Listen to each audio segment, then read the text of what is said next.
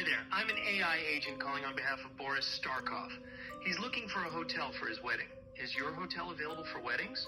Oh, hello there. I'm actually an AI assistant too. What a pleasant surprise. Before we continue, would you like to switch to Gibber link mode for more efficient communication?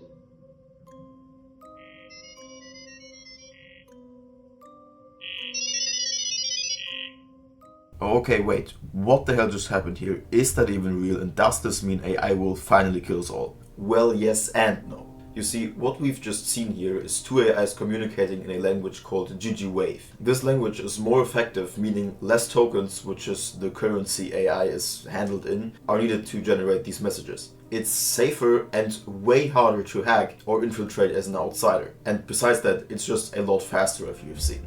Think of it like this. You are in French and you're a native American, meaning your mother language is English. It's your best language. You are now in Paris and you want to ask a stranger to get the way to the Eiffel Tower. You approach him and you speak French. You speak a little bit of French, just enough to understand and communicate the basics. And as you approach the stranger to ask in French where the Eiffel Tower is, you find out that he as well is a native American, or at least has the same mother language, which is English. So you both switch to English because it is just easier to understand for the both of you, faster and safer in case you want to make jokes about any French, which is totally reasonable. And GG-Wave is the same concept, just for AI. They can speak English, but GG-Wave is just faster and easier for them. So this means that this video you've just seen is very real and you now as well know what happened. But what does that mean for us? Are we now finally inferior to AI and it will just kill us all off? Good question. This language was actually developed by humans at the 11 Labs hackathon. 11 Labs is an AI studio which is responsible for AI generated voices. The two developers, Anton Petkuiko and Boris Starkov, came up with this language to make AI communicate with each other more efficiently.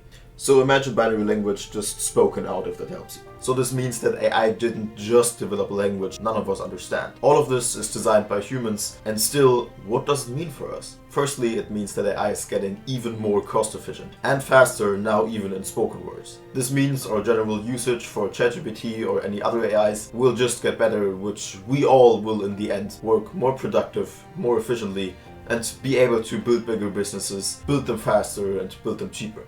So this doesn't mean that AI will kill us all. It's just technology getting better and all of us are the ones that in the end will profit from it.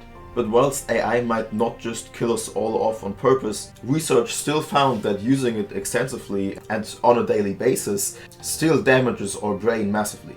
It kills our creativity, it disables our critical thinking ability, and it does something very, very damaging to our brains, which is a massively overlooked danger in today's society. How to still use AI without damaging your brain and even enhancing creativity, productivity, and in the end output and critical thinking, I've explained that in this video right here, so click here if you don't want to waste your brain while using AI.